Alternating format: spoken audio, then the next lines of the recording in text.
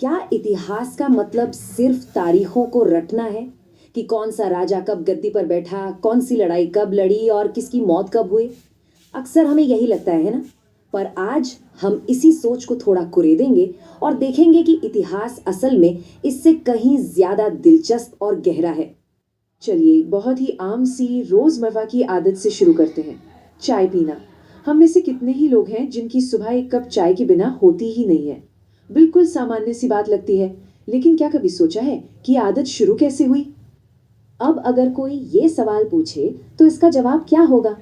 क्या कोई एक तारीख बता सकते हैं या कोई एक साल? ये सवाल जितना सुनने में सीधा लगता है ना, इसका जवाब उतना ही टेढ़ा है। और यहीं पर इतिहास की सबसे मजेदार बात सामने आती है। समाज में जो बड़े बड़े बदलाव होते हैं, जैसे कोई नई आदत अपनाना, वो रातों रात नहीं होते। उनके लिए कोई एक तारीख तय करना नामुमकिन सा है। ये चीजें तो एक लंबे अरसे में धीरे धीरे होती हैं। हाँ, एक जमाना था जब इतिहास को बिल्कुल ऐसे ही देखा जाता था। बड़ी बड़ी घटनाओं और तारीखों का एक कलेक्शन। मतलब राजा महाराजाओं की जिंदगी के इर्द गिर्द ही सब कुछ घूमता था। लेकिन क्या सच में इतिहास सिर्फ इतना ही है? तो फिर सवाल ये है कि अगर इतिहास सिर्फ तारीखों की लिस्ट नहीं है तो और क्या है? चलिए इस टाइमलाइन के जरा पीछे झांक कर देखते हैं कि असली कहानी क्या है। सोचिए, ऐसा तो नहीं हुआ होगा कि भारत में लोग एक सुबह उठें और बोले चलो आज से चाय पीते हैं। नहीं, इसका स्वाद तो धीरे धीरे लोगों की जुबान पर चढ़ा, आदत में शुमार हुआ। तो ऐसी प्रक्रिया के लिए कोई एक फिक्स तारीख कैसे हो सकती है? हो ही नहीं सकती। तो अब इतिहासकार सिर्फ लड़ाइयों और राजाओं तक ही सीमित नहीं रहते। वो ये सवाल भी पूछते हैं कि भाई आम लोग अपनी जिंदगी कैसे जी रहे थे, वो अपनी रोजी रोटी कैसे कमाते थे, क्या उगाते थे, क्या खाते थे, शहर कैसे बस रहे थे, बाजार कैसे बन रहे थे और समाज में नए नए विचार कैसे आ रहे थे। ठीक है, तो अगर ज्यादातर बदलाव धीरे धीरे होते हैं तो फिर कुछ तारीखें इतनी जरूरी क्यों हो जाती हैं? हम उन्हें क्यों याद रखते हैं? ये इम्पोर्टेंट का टैग आता कहाँ से है? चलिए अब इस पहेली को सुलझाते हैं। तो यहाँ पर सबसे जरूरी बात यह है कि कोई भी तारीख अपने आप में जरूरी नहीं होती। वो जरूरी तब बनती है जब हम, मतलब इतिहास लिखने वाले या पढ़ने वाले, किसी खास घटना को इम्पोर्टेंस देना चुनते हैं। हमारा फोकस ही उस तारीख को खास बनाता है। इसे एक बड़े दिलचस्प उदाहरण से समझते हैं। जब अंग्रेजों ने भारत के नक्शे बनाने शुरू किए तो उनके पीछे एक मकसद था। जरा 1782 में जेम्स रेनेल के बनाए इस पहले नक्शे के कवर को देखिए। ये तस्वीर अपने आप में एक कहानी है। ध्यान से देखिए, इसमें क्या दिखाया जा रहा है। भारत के ब्राह्मण हैं जो अपने पवित्र ग्रंथ, यानी अपनी संस्कृति की सबसे कीमती चीज, ब्रिटिश सत्ता की प्रतीक ब्रिटेनिया को सौंप रहे हैं। और ऐसा लग रहा है मानो वो खुद कह रहे हों कि आइए और हमारी संस्कृति की रक्षा कीजिए। पर क्या कहानी बस इतनी ही है, या ये कहानी का सिर्फ एक पहलू है जो किसी खास मकसद से दिखाया जा रहा है? और यही पता चलता है कि कैसे एक अकेली तस्वीर पूरी कहानी गढ़ सकती है। ये तस्वीर क्या बता रही है? पहली बात कि भारत ने अपनी इच्छा से सरेंडर किया। दूसरी कि ब्रिटेनिया यानी ब्रिटेन एक हीरो है, एक शक्तिशाली रक्षक। तीसरी कि ये जो विदेशी कब्जा है ये असल में रक्षा का काम है। और चौथी कि अंग्रेजों को तो यहाँ शासन करने के लिए बुलाया गया था।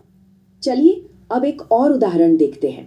ये हमें दिखाएगा कि कैसे एक खास फ्रेमवर्क, एक खास चश्मा लगाकर जब इतिहास को देखा जाता है तो वो कैसा नजर आता है। जब ब्रिटिश इतिहासकारों ने भारत का इतिहास लिखा तो उन्होंने अपनी पूरी कहानी को किसके इर्द गिर्द बुना? अपने ही शासकों के, गवर्नर जनरलों के। तो उनका इतिहास शुरू होता था पहले गवर्नर जनरल वॉरेन हेस्टिंग्स से, फिर कहानी आगे बढ़ती थी वेलेस्ली, बेंटिंग, डलहौजी और खत्म होती थी आखिरी वाइसरॉय लॉर्ड माउंटबेटन पर।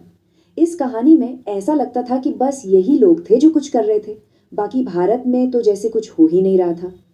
लेकिन सोचिए, क्या उसी दौर के इतिहास को अलग ढंग से नहीं देखा जा सकता? हम ये भी तो पूछ सकते हैं कि भाई जब ये गवर्नर जनरल अपनी नीतियां बना रहे थे तब भारतीय समाज में क्या चल रहा था?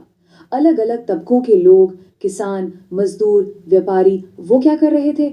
जैसे ही हम ये सवाल पूछते हैं, इतिहास की पूरी तस्वीर ही बदल जाती है। अब एक और दिलचस्प बात पर आते हैं। हम इतिहास को समझने के लिए उसे टुकड़ों में बांटते हैं, है ना?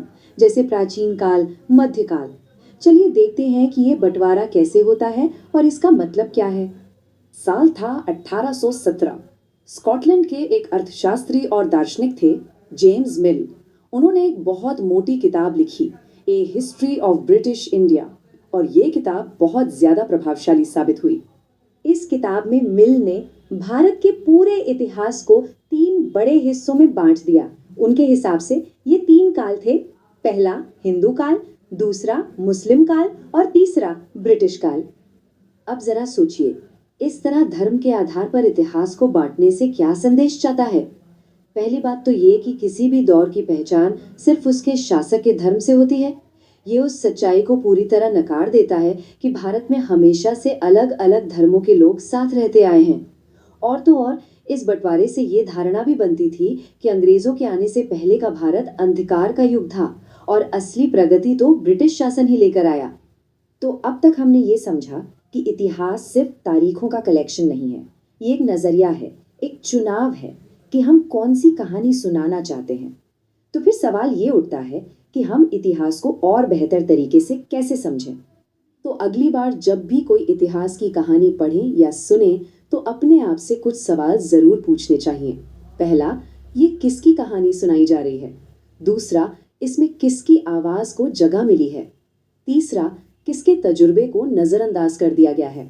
और सबसे जरूरी सवाल, इतिहास के इस वर्जन से फायदा किसे हो रहा है? ये सवाल हमें एक तरफा कहानियों से बचाते हैं और एक ज्यादा मुकम्मल तस्वीर देखने में मदद करते हैं। तो आखिर में ये सवाल हम सबके लिए है। इतिहास कोई पत्थर पर लिखी लकीर नहीं है, ये तो लगातार लिखा जा रहा है, समझा जा रहा है। तो अगर अतीत की इतनी सारी कहानियां हैं, इतनी सारी परतें हैं, तो आज हम अपने लिए और अपनी आने वाली पीढ़ियों के लिए कौन सी कहानी सुनाना चुनेंगे, इस पर सोचना बहुत जरूरी है।